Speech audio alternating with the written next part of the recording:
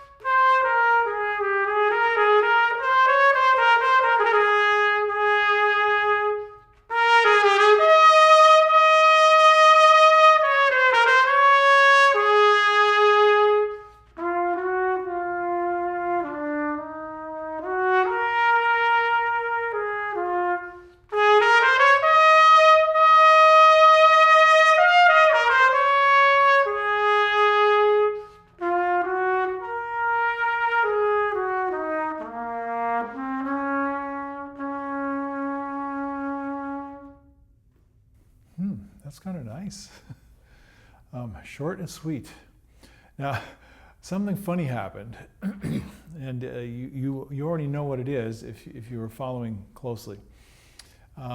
Recently, I've been putting the notation in so you can see what I'm looking at when I'm playing this.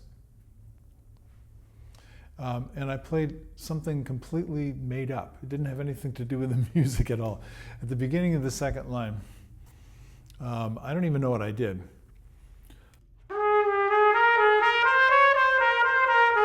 Instead of going like this, which is on the page,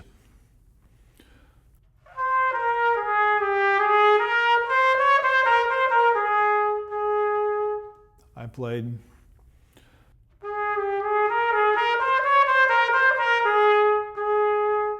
which is perfectly reasonable. The composer could have written that.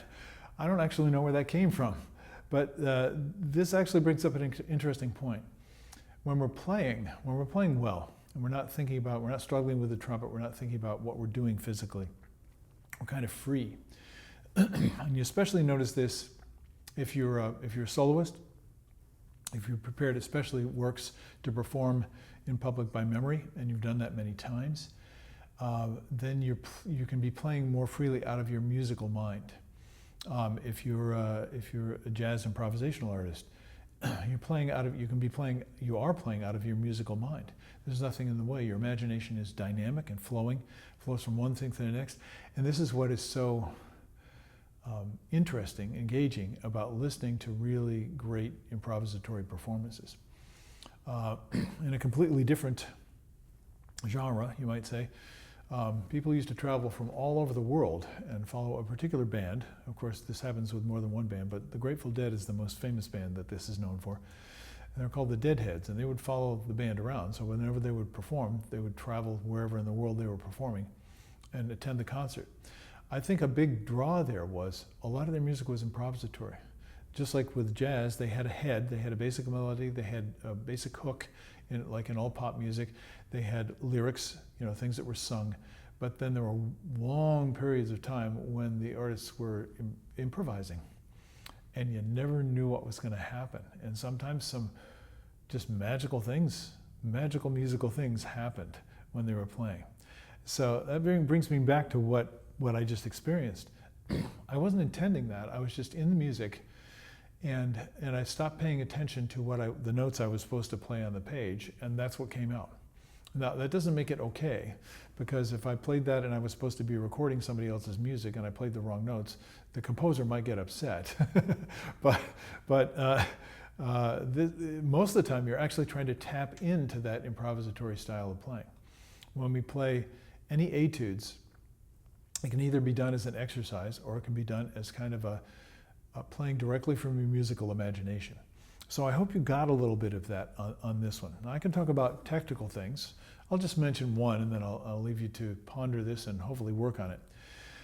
One of the challenging things for most trombone players to do, not all because some people are naturally gifted in this, but is to play forte, double forte, triple forte, dolce.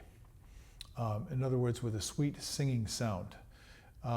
And that's not always what you want. The trumpet is kind of an instrument of war, and sometimes it is the composers, like Shostakovich, will use the instrument in order to give that sense of threat, of anger, of danger. And so we need to be able to do that too. But here you can see this is a beautiful lyrical piece. So when I'm playing forte, I'm really not changing the character too much. So it's piano at the beginning, then it's forte for a couple of bars, and then it's back to piano, and then it's forte for a couple of bars. And so this is a perfect opportunity to practice this. And this is a much more effective way of practicing than just doing long tone drills. Do your long tone drills first, make those into music, and then bring that skill into here, where you can use it. I'm going to take the pickups to the second line, the part I was just playing that I decomposed and recomposed, and then I'm going to go on into the forte and then back into piano so you can hear what I'm talking about.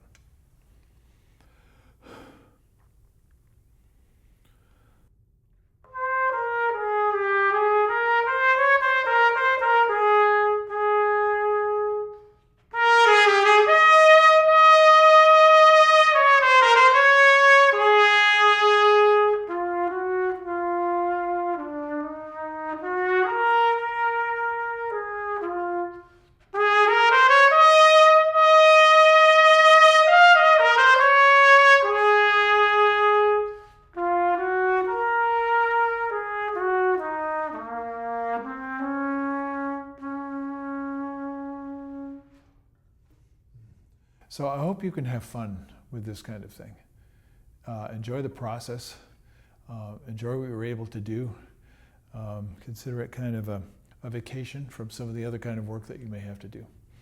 If that's the case, that makes me happy. So join me again when you have some time, and I will see you again, I hope. Explore my channel if you have a chance, but in any case, enjoy your work, because that's the best reason for doing it. See you later. Bye-bye.